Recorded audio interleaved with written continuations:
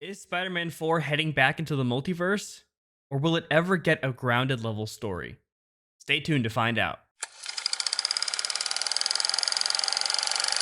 Welcome to Nighthawk Media. I'm your host Ian Allen, and today I'm going to be talking about everything I know so far for Spider-Man 4, whether it's rumors, actual confirmed knowledge, or just stuff that I've read or seen over the last couple months. I've been wanting to make this video for a while, but new information and new things just kept on popping up that I saw, so I'm like, you know what, I think right now is a great place to make this video and actually give you all the current information that I know so far. So, Spider-Man 4 was originally going to be a more grounded level film, a film that a lot of fans really wanted to see, myself included. However, with Spider-Man and the characters that we see in Spider-Man comics being owned by Sony, it means that not all Marvel characters belong to Marvel. The original idea for Spider-Man 4 would be seeing Peter Parker adjusting to his new life after the spell that Doctor Strange casted in No Way Home. Kingpin would become the new mayor of New York. He would start to ban any vigilanteism, so characters such as Daredevil, Jessica Jones, Luke Cage, Iron Fist, and Spider-Man, it would stop them from doing any type of heroic acts, or at least things that Kingpin wouldn't see as good things in his eyes. This would cause Spider-Man and Daredevil to team up to take down Kingpin. Kingpin would then hire characters such as Scorpion, Mr. Negative, and Prowler to take down Spider-Man and bring Spider-Man to him. Now, over the last few months, Sony and Marvel have been trying to come up with a really good deal for both Spider-Man and the characters. Sony had told Marvel that any villains that they have used in their Sony Spider-Man movies could not be used in any MCU Spider-Man movies. So characters such as Kraven, Rhino, Morbius, and Carnage couldn't be used. However, Venom was still to be debated since he is depicted as a hero in his movies. Marvel would be able to work with villains such as Tombstone, Black Cat, Scorpion, Prowler, Mr. Negative, Hobgoblin, Kingpin, and Hammerhead. So there's 8 other villains Marvel still could use for a movie, but a lot of these villains, to me, in some cases, don't seem like they're major big characters to form a movie from.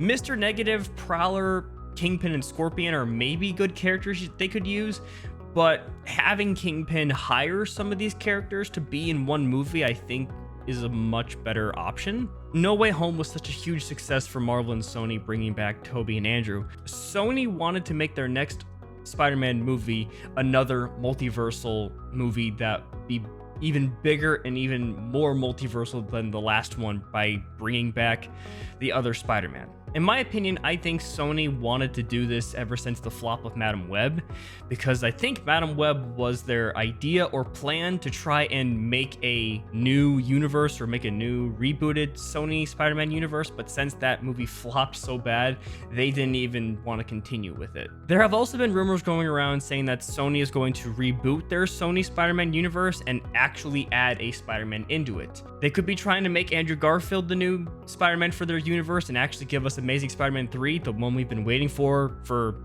almost over a decade at this point. Or they could actually bring in a new actor to play Spider-Man and go a whole new route and completely reboot it from the start. Now, since this is going to be a new multiversal movie, who will be the villain? Well, this movie seems to be a continuation of another movie that's coming out really soon. And as of recording this, I didn't even put this together. This movie is coming out next Friday, October 25th, Venom: The Last Dance. In my opinion, I think will be the start of Spider-Man 4's story. In Venom: The Last Dance, we pick up Eddie Brock returning from the MCU going back to his home universe. We learn that the creator of the symbiotes, Null, is coming for Venom. I think the reason why Null is after Venom and Eddie is because of their bond and the new information about the other universe. In the comics, the symbiotes have a type of hive mind throughout the multiverse that all goes back to Null. It seems that Null will be the villain for this movie, but there's a chance that he will be introduced more towards the end of this movie. So they're probably going to show him in teasers and trailers and images, but mostly set him up towards the end of the movie.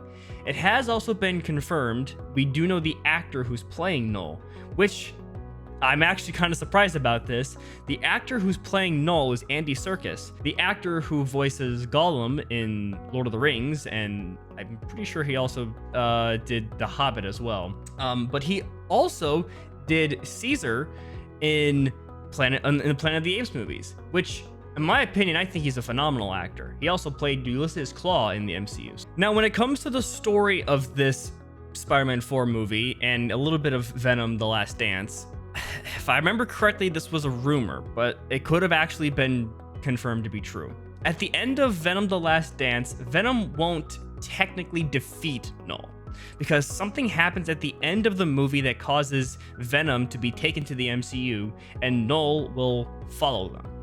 Venom and Eddie are thrown into New York and come across Tom Holland's Spider-Man, and the two will have some kind of misunderstanding and fight it out, making fans that have wanted this fight so happy, because honestly, ever since the first Venom movie back in 2018, a lot of people wanted to see Tom Holland's Spider-Man and Tom Hardy's Venom fight it out. However, Eddie and Peter will come to some kind of understanding that Null is the real villain and should team up. I'm not entirely sure how they're going to bring them in, but somehow Toby and Andrew will be in this movie as well, and they will find Tom Holland's Spider-Man and meet up with him. Venom will give the three of them the black suit, and the four of them will team up to take down Null. There could be something at the end or during the movie where Toby tells Andrew and Tom to not put that suit on or to take it off because he's been through something like this before. He's experienced this suit. Like, there's a lot of like anger and rage that kind of gets built up. If you have that rage, it will take over you and try to manipulate you. So I think that could be pretty cool with Andrew, because Andrew said that he got rageful, he got bitter, he stopped pulling his punches in No Way Home.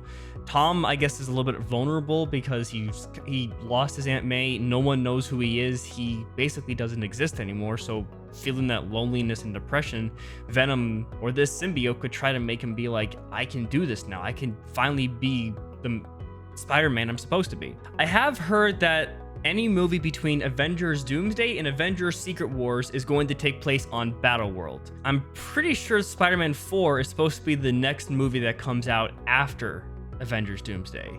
And I think they have locked in on a title. I think the title for Spider-Man 4 is going to be called Spider-Man King in Black, which would make a lot of sense for the symbiote suit, Null coming in, Venom showing up. I think that does make a little bit of sense. So basically, what this seems like is Spider-Man 4 will take place on Battleworld with Venom, Toby and Andrew Spider-Man showing up along with Null being in the same world. To me, right now, if the MCU is in the multiverse saga, I don't really see how a grounded level story would work this far into their plans. Marvel has said that they do want to actually use their grounded level story idea, but they want to save it for after Secret Wars and the soft reboot and save it for Spider-Man 5. That's it for today, everyone. Let me know what your guys' thoughts are on Spider-Man 4, and let me know if you think Spider-Man 4 will be the start of Sony's rebooted universe. Remember to leave a like and subscribe, and I'll see you guys next time on Nighthawk Media. Peace.